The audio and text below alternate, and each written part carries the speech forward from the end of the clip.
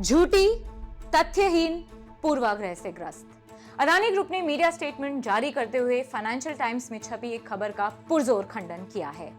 Group ने report पर कड़ा ऐतराज जताते हुए सभी तथ्यों को सिलसिलेवार ढंग से सामने रखा है। दरअसल 22 मार्च 2023 को फाइनेंशियल टाइम्स ने एक रिपोर्ट छापी। इसकी हेडलाइन थी Indian data reveals Adani empire's reliance on offshore funding, यानी भारतीय आंकड़ों के मुताबिक ऑफशोर फंडिंग पर अदानी ग्रुप की निर्भरता।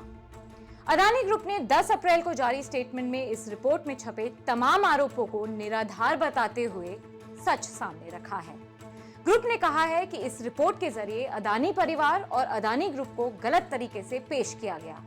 ऐसा करने के लिए जानबूझकर पब्लिकली अवेलेबल फैक्ट्स में से कुछ चुनिंदा इंफॉर्मेशन ली गई, डिस्क्लोजर्स को समझने में आलस दिखाया गया और गलत और नुकसान पहुंचाने वाले आरोप लगाए गए, जिसके कारण बिना बात ही एक पॉलिटिकल मुद्दा बन गया है।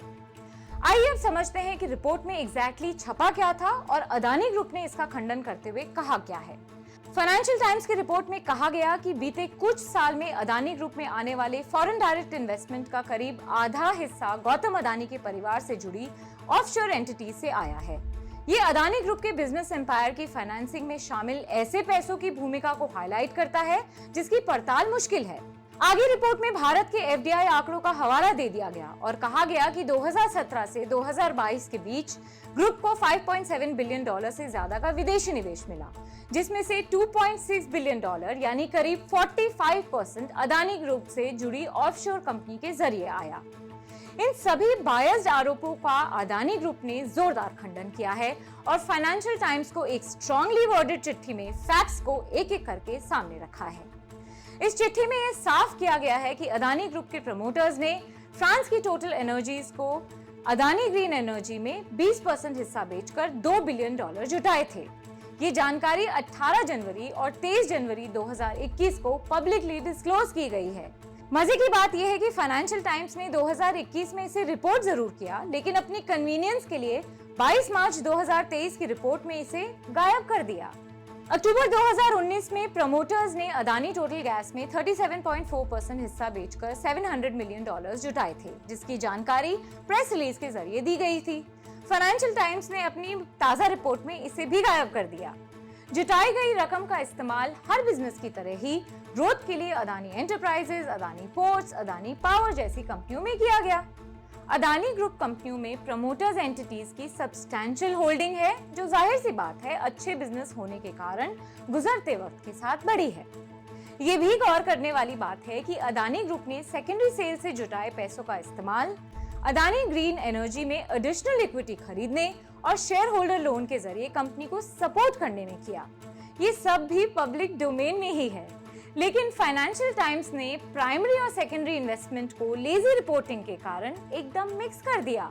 साथ ही $2 बिलियन के सेकेंडरी ट्रांजैक्शन को पूरी तरह से इग्नोर कर दिया, ताकि पहले से ही बायर्स रिपोर्टर्स राउंड ट्रिपिंग की एक इल्यूजनरी थ्योरी को फैला सकें और इसे सही साबित करने के लिए फंडिंग में $2 बिलियन का गैप दिखा सकें। वाह! अदानी ग्रुप ने अपने स्टेटमेंट में फाइनेंशियल टाइम्स की कॉन्ट्रडिक्टरी रिपोर्टिंग का भी पर्दाफाश किया है। 22 मार्च 2023 की इस रिपोर्ट में लिखा गया, अदानी ग्रुप में निवेश करने वाली ज्यादातर ऑफशोर शेल कंपनियों को अदानी प्रमोटर ग्रुप के तौर पर डिस्क्लोज किया गया है। उसके महज 5 पैराग्राफ बाद ही लिखा गया, एनालिस्ट के मुताबिक अज्ञात मॉरिशस कंपनियों से आने वाला पैसा चिंता का विषय है, क्योंकि ये तय करना असंभव है कि इस फंड को राउंड ट्रिप किया गया है या नहीं। अगर एक पैराग्राफ में फाइनेंशियल टाइम्स ऑफशोर कंपनियों को प्रमोटर ग्रुप का हिस्सा बताता है, तो वो दूसरे ही पैराग्राफ में उन्हें अज्ञात कैसे बता सकता है? अदानी ग्रुप ने साफ किया है कि ये सभी तथ्य सार्वजनिक तौर पर उपलब्ध हैं और time to time regulatory filing के जरिए उन्हें पब्लिक रिकॉर्ड में रखा गया है। यानी ये सारी 20,000 करोड़ रुपए की इल्यूजनरी थ्योरी एकदम बोगस है। फाइनेंशियल टाइम्स की मिसलीडिंग स्टोरी ने पूरे मार्केट में गलत फहमी फैला दी है और इस गलत थ्योरी के आधार पर बिना बात ही एक राजनीतिक मुद्दा भी बना दिया गया है।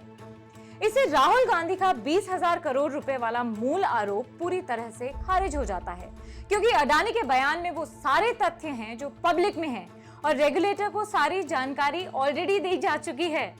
इसमें कुछ भी गोपनीय या हिडन नहीं था, जैसा कि एफटी दिखाने की कोशिश कर रहा है। अदानी ग्रुप ने यह भी कहा, and I quote, "We understand the competitive race to tear down Adani can be alluring, but we are fully compliant with securities laws." यानी हम समझ सकते हैं कि अदानी ग्रुप को नीचे गिराने की दौड़ काफी आकर्षक हो सकती है, लेकिन हम कानून का पूरी तरह से पालन कर रहे हैं। एफटी की लेजी रिपोर्टर्स ने पब्लिक डिस्क्लोजर्स को ठीक से देखना जरूरी नहीं समझा। अगर करते तो इस तरह की खबर कभी नहीं छापते। अदानी ग्रुप ने फैक्चुअल रिबटल करते हुए फाइनेंशियल टाइम्स को तुरंत प्रभाव से अपनी वेबसाइट से 22 मार्च 2023 की ये फर्जी रिपोर्ट हटाने को कहा है।